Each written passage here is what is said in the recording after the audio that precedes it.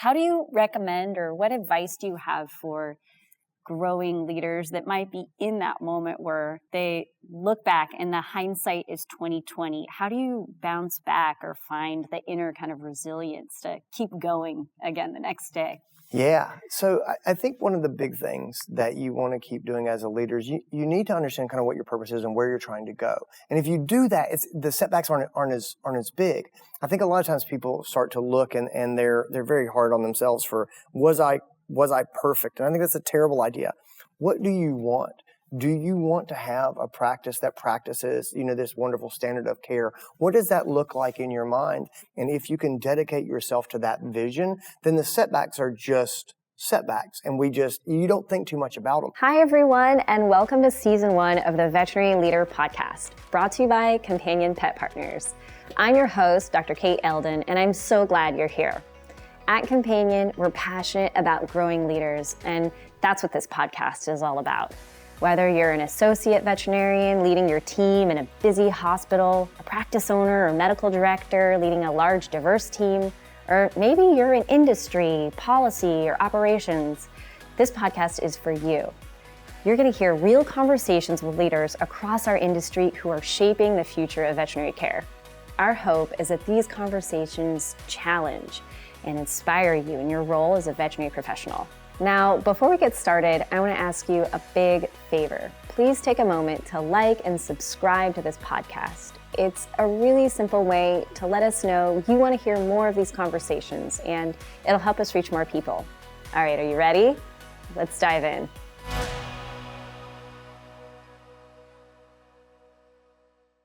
Thank you, Dr. Andy Roark. We're so excited to have you here for our first kickoff of our Veterinary Leader podcast. You are a man with an amazing introduction. You are a practicing veterinarian. You're an international speaker, an author, a media personality, the founder of Uncharted Veterinary Conference and DrAndyRoark.com.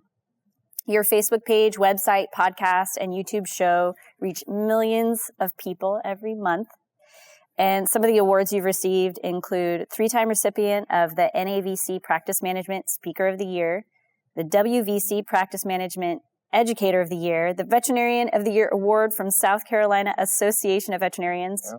You're also a father, and according to your website, a husband to a badass scientist. Am I allowed to say that on the air? It's your podcast. I mean, you can say that if you want. All right, let's go. That's pretty impressive. What am I missing? I actually just found out that I got the VMX Speaker of the Year award this year, so four times. Amazing.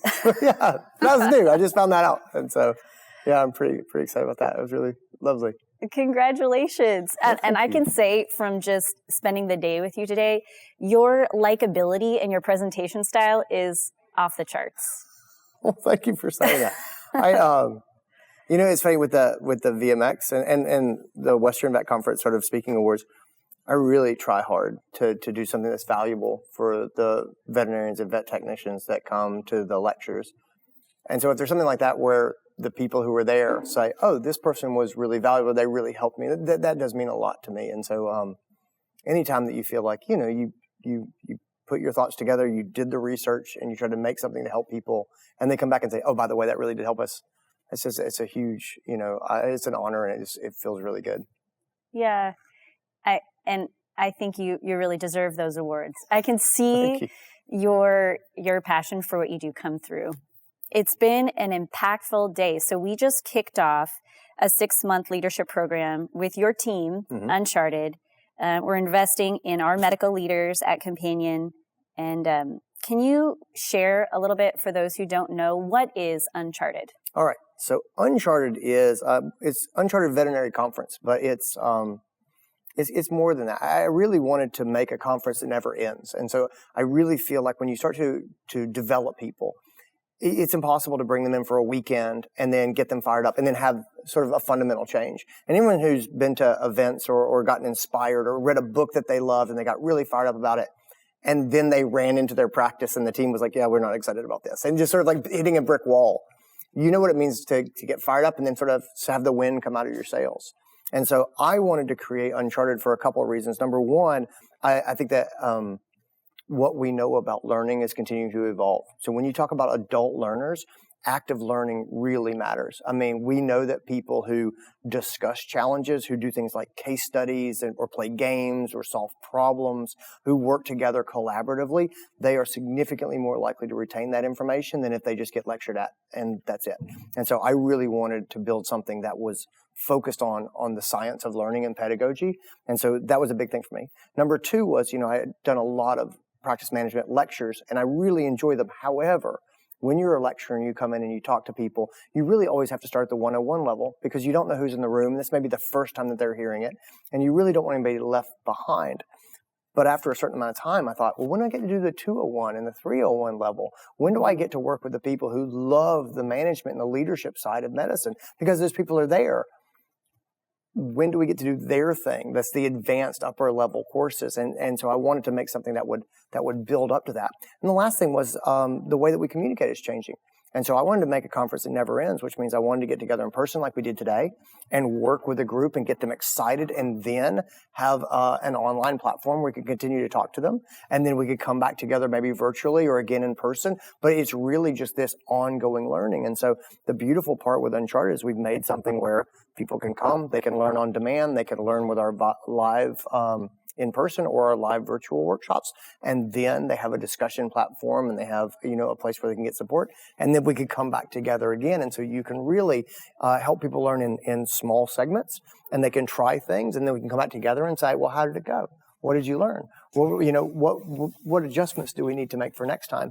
But that ongoing development, I just think, Kate, I think that's absolutely critical for making something that really sticks in a practice. And also it's really critical for growing people in a way that they develop and they really fundamentally sort of change their skill sets. They get better. Yeah, I really noticed that today. The people that were in the room, they were all leaders and they all opted in to being there. It's like the difference between people in school where, you're going to school because your parents told you had to versus like a night school with adult leaders that are saying, oh, I want this. They're hungry. Yes. People were hungry for that information. Yes. I was so proud. I was really proud of our team today. Oh, they were wonderful. And again, we run these programs and it's funny, you bring people together and at first they're a little bit sort of shy. And then very quickly, if you ask them the right questions, they realize, oh, you're just like me, or you have these same problems that I do, or you see these same things in your practice. Well, what did you do? And as soon as someone starts to be vulnerable, and they'll say, well, what did you, or how do you deal with this? Or I don't know what to do here. Other people feel that they can be vulnerable as well, and it becomes what you saw this afternoon, which is people just really talking about their practices and what they're trying to do, and then sharing the lessons that they've learned. And it's really incredible what you can do when you bring people together who really want to be there. I'm a fan. I'm a fan of yours, and I'm just going to admit, I listen to your podcast, and both of them, because you have two podcasts, so I listened to Uncharted and Cone of Shame, and I took a page out of your book today, which, I am always trying to grow and develop myself as a leader, and I am trying to improve upon lessons learned in my past, and I got up there today, and I told a story of one of my own failures. Yeah, it was a great story. Didn't go well. It was a really good story. I was gonna tell you about that. That was actually really great. I love that you told that story. And I hope you have to tell it now. Do I have to tell the story now? People are like, what is the story, Kate? Okay, fair enough. I get to be vulnerable twice in one day in front of an audience, which is good practice. So my story was I took on, I had been an associate veterinarian and then moved into a leadership role at a practice that's like near and dear to my heart. I stepped into the role of medical director at the practice I used to take my childhood pets growing up. So I am emotionally invested. Yeah. And I get in there and I see so many opportunities and I'm excited about change. I'm like, oh my gosh, I've got an idea of how we can make our anesthesia safer and better for our patients. We're going to add in ETCO2 monitoring. Because when I walked in, there was one technician running the anesthesia and doing the dental at the same time. And she would be doing the dental cleaning and then she would stop once every 15 minutes and like write down some TPR on a piece of paper and then get back to it and continue cleaning teeth. And I was just like, oh my God, we have so many opportunities for improvement here. And I came into the team all excited. You guys, we've got upgrades. We can make this place better. We can improve our patient care. But I didn't solicit any feedback from the team about how they thought they were doing already. And I just came in guns blazing with this change in my ideas without pausing. And I tried to rush something without actually listening to where my team was at. And from their side of things, I didn't realize they really believed that they were already delivering great patient care. And that was the message. So I was humbled by rushing. Yeah. Yeah. It's but I love it. It's so relatable. Enthusiasm is a double-edged sword. Yeah. It really is, especially for young leaders. And again, like their heart's in the right place. And yeah, you can slam into the wall. And the other thing that I would say about this story is, it's interesting. You've got to be really careful with the team, because if they can feel criticized really easily, even if that's not what you mean at all, And so when you told that story, it's such a great example. One of the things I really try to emphasize when we're talking to teams is I really don't like to come in and say, guys, this isn't working. We need to change what we're doing. Guys, look, there's a better way to do it. Guys, let me tell you why this isn't ideal. And instead, what I like to do is come and say, guys, you guys are doing great. And I see how hard you're working. And we're delivering a great standard of care. And we're going to the next level. Like, this is good, and I want us to be the best. And it's amazing how people feel differently when you say, you're doing good, and we're going to continue to grow and develop. We're going to build on our strong suits and the good work that we're doing, versus, hey, guys, this isn't working. I learned that the hard way because I very much use that language, the second language. Early in my career, I'd be like, guys, this isn't working. And you could just see the wind come out of their sails. And I was like, oh. And then trying to get them, to feel good, to be like, okay, let's make some changes. It was so much harder than when I started to say, what do you guys like about how we do this? What's good about the approach that we take? And they say, well, I think we're paying attention to the patients, or we're doing these things. And I would say, yes, I agree with those things. And then I would say, I'd like to work with us. I want to keep doing the things that we like doing or that we're proud of. And I want to lay in some of these other things as well. But I really tried to center on, but I'd messed that up for years and years before I finally had a mentor who said that to me. It's so much easier to tell them what you agree with, validate what you can, and then talk about off of that. Build of what.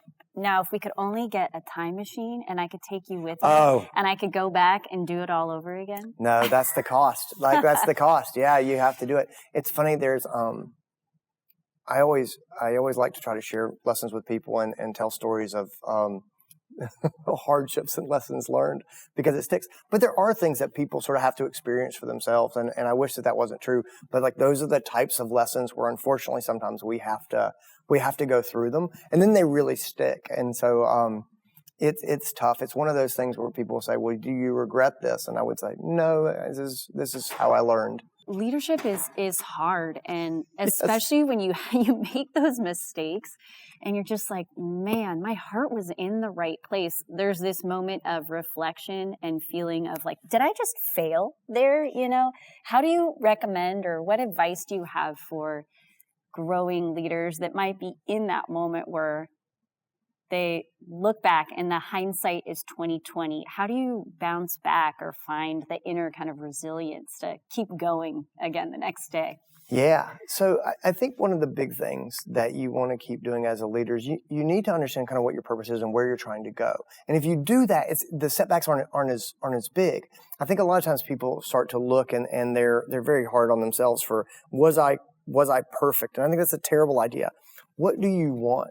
Do you want to have a practice that practices, this wonderful standard of care? What does that look like in your mind? And if you can dedicate yourself to that vision, then the setbacks are just setbacks. And you don't think too much about them.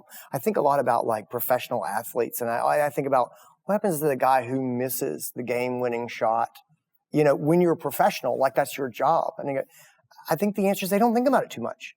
I think that you can't. I think you can't just wallow. I think you have to go, all right, I'm ready for the next game. Let's go play again. And so I think that's a big part is, I think not allowing yourself to reminisce too much or to ruminate too much on what hasn't worked in the past, unless it's going to serve you. The moment that you've extracted the lesson and there's really nothing else to learn for it, I think we need to normalize letting things go and being done with them. And so I think that's part of it. The other part, as I said before, is having the goal that you're pursuing. That makes everything else easier because you know you're trying to get there. And it's like, if there's something that you love, if you say, I want our team to have this culture, and that's really what you want, well, then there'll be going to be bumps in the road. And the next day you're going to get up and you're going to go, I'm going to get to work on this culture because that's what I want. But I really do feel like you need to have that thing that you're looking down the road at. Otherwise everything is, it's reacting to the bumps in the road right in front of you. It's like, no, pick a point on the horizon. That's where we're going.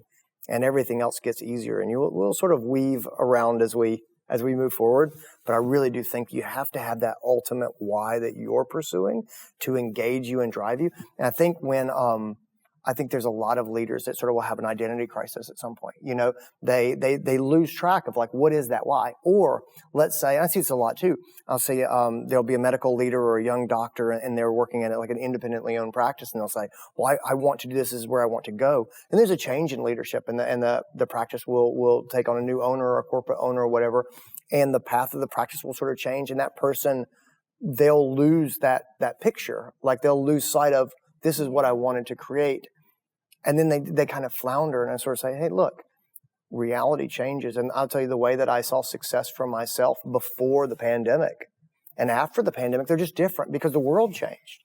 And so the way I saw success for myself when I was a second, third year veterinary student versus now when I've been out 20 years and I've seen so much of the world and the profession has changed. Those things have changed. I really do think, Kate, that you have to rediscover yourself about every 10 years. I think that that's true. I think that there's a lot of things in life that you should find a plan, right? You should have a plan. And you should go through the process of planning because your plan falls apart. It always falls apart. But that process of planning is this recentering and reprioritizing. And so the process of going through that really matters. But the world is too chaotic. There's too many variables. There's too many things that change. And so the plan always fails, but you have to be okay with the idea that the plan's going to fall apart and I'm going to build a new plan. And that's where I see a lot of people are, they had a plan and then the plan has kind of deteriorated or fallen apart and they haven't given themselves permission to let's make a new plan. To rebuild, to recreate. I mean, it really is recreating yourself. And I don't want to overplay it, but you look at we all look at the greatest entertainers in history and like how many times have these people reinvented themselves? Yes. And I know you're not Lady Gaga, but it's still but maybe you are. You haven't heard me sing. Exactly.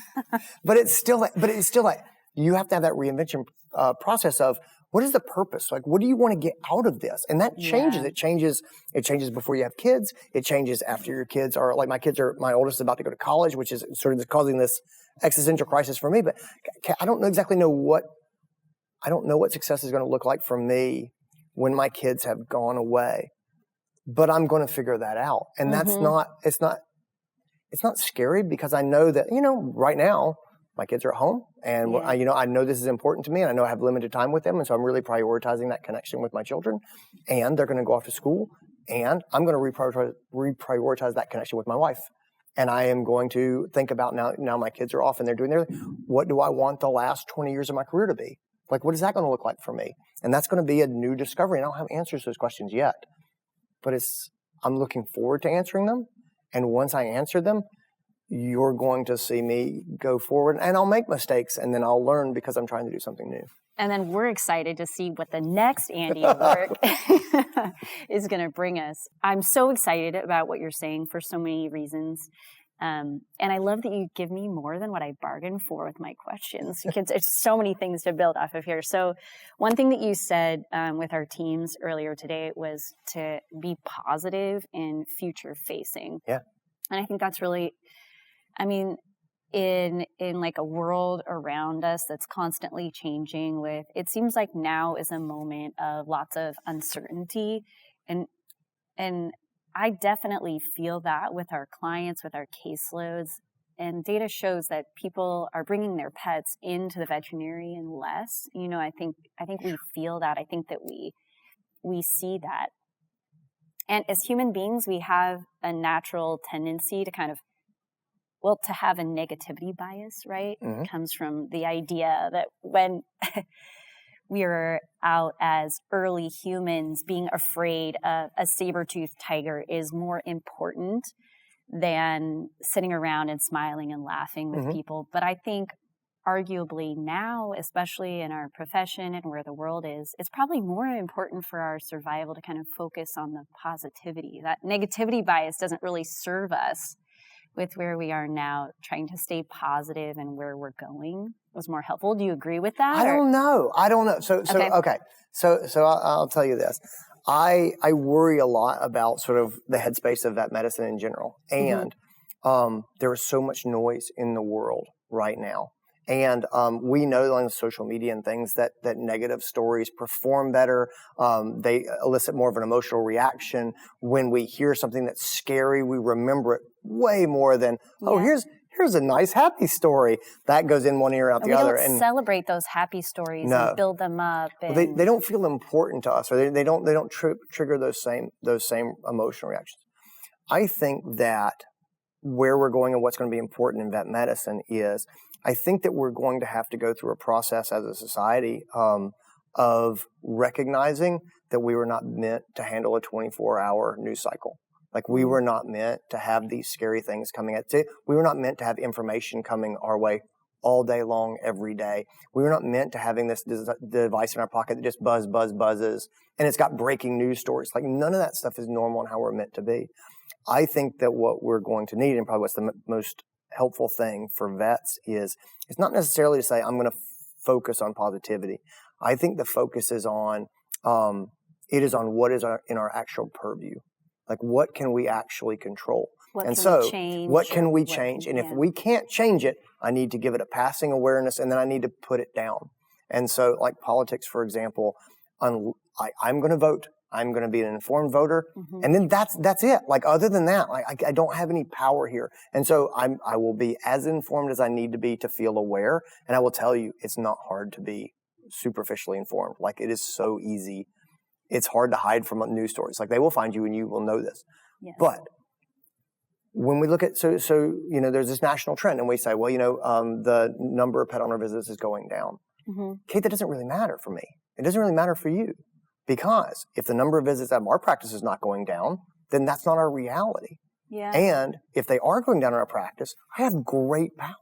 There's a million things that I could actually do to try to get pet owners to bring their pets into our practice, our pet owners, our clients, to bring me their actual pet that I can put my physical hands on. I have great power there, but it doesn't do me any good to sit and fret and chew my fingers over a national trend. But that's really it. I'm not stupid. I understand, but I see so many people who are so nervous about what's happening in the industry now, and say what's happening in the industry doesn't mean anything to you. There are practices out there right now who are seeing more clients and patients than they've ever seen before. There's practices that are doing better medicine they've ever done before. There's pet owners that are as grateful, or more grateful than they've ever been before. And so all of these things are happening. But we look at sort of, an overarching news story. And I would say this too. We talk about, pet ownership goes down.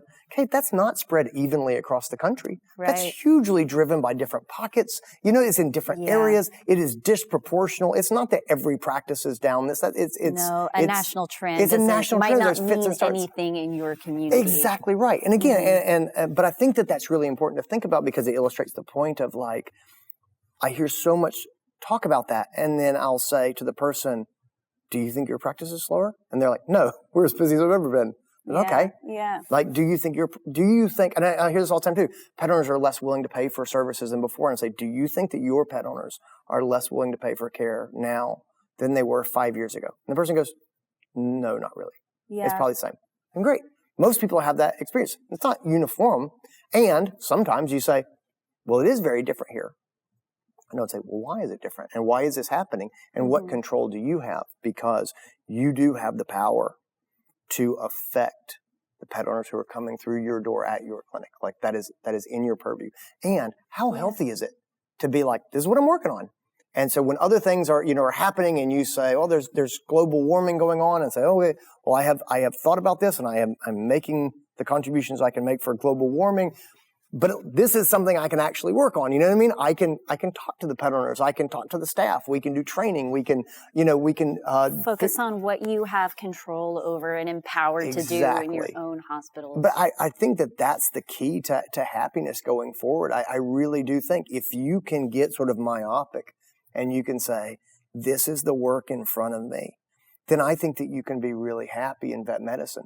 But I think the key for people is you have to actually look at the real pet in front of you, and you have to enjoy interacting with that pet, and you have to enjoy interacting with that actual person. And if you do that, you're going to be happy as a veterinarian. But it's funny, but we lose that, and we think, oh, well, we have to solve this overarching trend that I don't know about access to care at the theoretical level. And I would say, well, you don't work at the theoretical level, you work at the practice level. And so just focus on the problems. Each hospital is so different. Even when you work with a larger corporate organization, they're all so different. Oh, they all have their own personalities. And it's very much driven by the leaders on the ground. Like it really is. There's nothing that defines a practice more than that specific practice's culture, and that is created by those people who are inside of it. Yeah. And again, but I think that we've gotten this idea that everything happens at a grand scale, but it really doesn't. It's really like, is your house clean? Is are your kids fed? Are your clients taken care of? And are you enjoying those moments? Like we were talking about this earlier today. You were talking about scuba diving. Can I share with everybody your love of scuba diving? And I was relating to that moment of just kind of forced presence and being in the moment. And that's why I love getting on my surfboard. I call them my board meetings. Nice. I'm not available. I'm on a board meeting.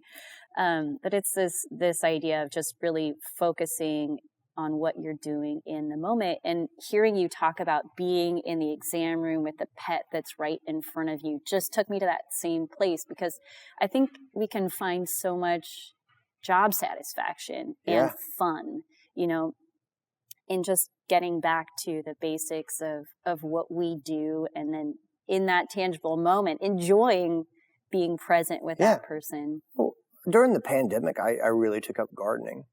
And I was stressed, as everybody was. I'm also a hobby gardener. Yeah, totally. But I had done it before to some degree, but I pulled a lot of weeds during the pandemic, and having my hands in the dirt and just planting this one plant, pulling these weeds and moving these rocks, like the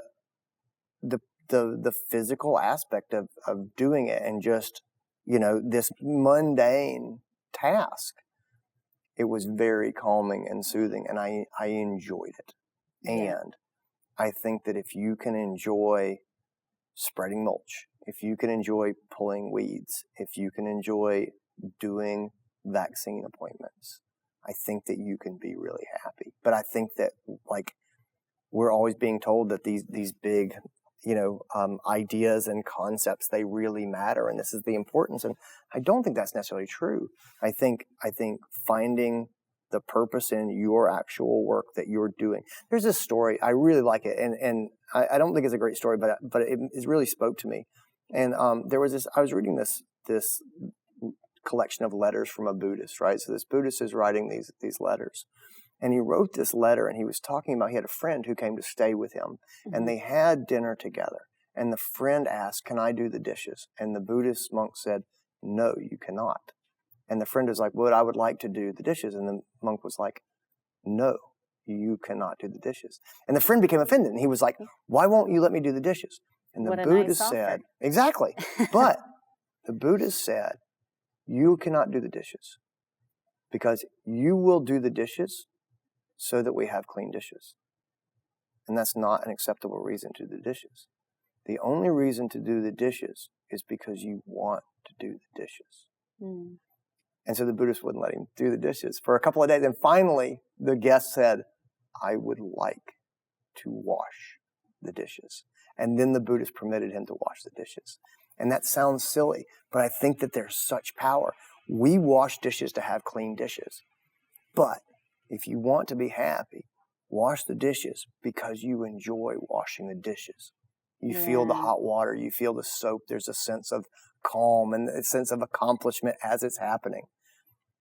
If you want to be a great vet, enjoy doing the physical exam. And opt in, just like we were talking about earlier with our leadership, people saying, I'm here because I want to be here. Brings a different kind of ownership to what we're doing. Yeah. Well, I think one of the things that causes a lot of pain to doctors specifically is that they categorize success as, I am going to get this pet the best treatment possible, right? Like the treatment outcome is what is going to make me happy. But you don't have that much power, Kate. You can't make the pet owner agree to the treatments. You can't make them be consistent with their parasiticides. You can't make them, you can't make them feed any dog food or cat food other than what they choose to feed. And so if you base your happiness on this pet has received and continues to receive the level of care that I deem necessary, you're going to be unhappy. If you can say, I am here and I am helping this pet, and I am feeling good that I am making this difference for this pet. And I have hopes about what will happen in the future, but for right now, I am just being present with the things that I can do. That's how you feel your day in a way that matters. And it's something that you actually control. And so I know that that's a bit philosophic, but it's funny. That's really kind of how I'm getting is I think the future of medicine, if you want to be happy, is I think you have to be able to get small and really like focus on what is in front of you and what power do you actually have. And it's that. I'll tell you another thing that's around that I also think is really important for happiness is it's in the interpersonal relationships that you have with the clients, but then also with the team. Like, do you know these people? Like, really know them as individuals? And there's a lot of research that's come out in the last couple of years that talks about, I think it's called the Happy Life Project, I think is what it's called. But there's a lot of research around, like, what makes people at the end of their life truly happy? And the number one variable by far was, do you have at least a few good friendships? Yeah, those relationships. Do you have strong relationships? relationships? Heard of that same story. It's the longest study, or over the course of 70 years, they followed people, and it was those relationships. It was not how much money they had. It wasn't what they did with their career. It was like, do you have strong interpersonal relationships? And I think that our cell phones have taken a lot of those things away from us. I think we have superficial relationships. I'm as guilty as anybody, but I'll be in the clinic and I will get some downtime and I'll scroll on my phone instead of talking to my text like I used to and talking to them about what's going on, what's up with their family, how are their kids doing, those things. But that stuff matters. And if you dip out and dip into your phone again and again, at some point the relationships with the people that you're sharing the building with, they get thin and they get kind of superficial as well.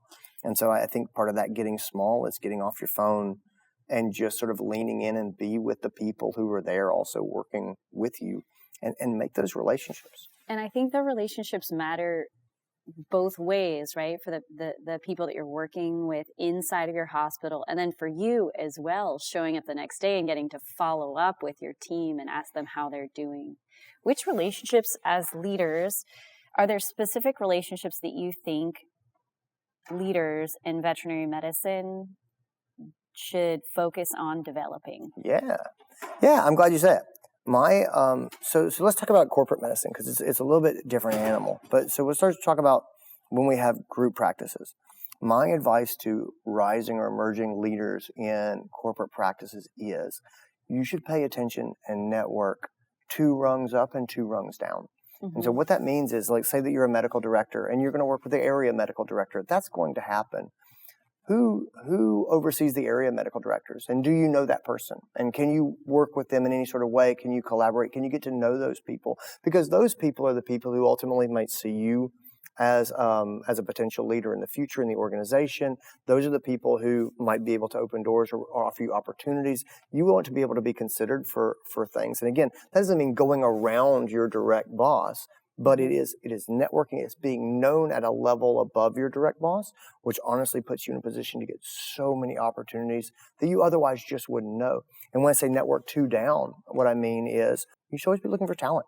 You should always be looking for people who are working hard, people who are good communicators, people who care about what they're doing, who are purpose-driven, and you should be mentoring those people. And so, of course, you want to mentor the people who directly report to you. If you're the medical director, of course you want to be mentoring your associate vets, you do, but you should also know the support staff. You should be looking at those young people who you go, that person really cares, and they work hard, and they listen. When, if I mention something to them, they make adjustments. Those people are special, and they may not ever be special in vet medicine, meaning they may go on and go off and do something else, and they may go on and become go into a different field, an entirely different field, and that happens. I would still say that you should feel good if you support those people, and the fact that they go off to another field, it doesn't matter because you've done good in the world, right? You have helped to mentor people, grow people, know people. But it's so often, I know medical directors, and they talk to the associate vets and they focus on the associate vets and they know their boss or their direct boss, and that's it. And I go, that's too myopic. For me, when it comes to networking, it's pushing that extra layer out. And again, it's not in a self-serving way. It's to know people. I find that those two things, going 2 levels up, it gets you onto people's radar, and it's amazing how often things happen and people say, would you want to give this thing a shot? Or, hey, I saw it, there's an opportunity, and I think that you might be a really good fit for it. And no one says that to you if they don't know you. Yeah. And then that two rungs down, it's amazing, if you want to build a really great team, it takes time. You want to have relationships with everybody on your team. Well, it takes time, but it's a long build. But if you support people and you help people, 10 years goes by in the blink of an eye, and you look around and suddenly there's people all around who you have helped and you have supported, and now they're just doing other things. And it's don't do it because you expect them to do anything in the future, but you just look around and you seem to have friends kind of all around, and it's wonderful. Thank you for listening to this episode of the Veterinary Leader Podcast. If you enjoyed this conversation, please like, subscribe, and share it with your network. This helps us reach more people, and thanks for being here. We'll see you next time.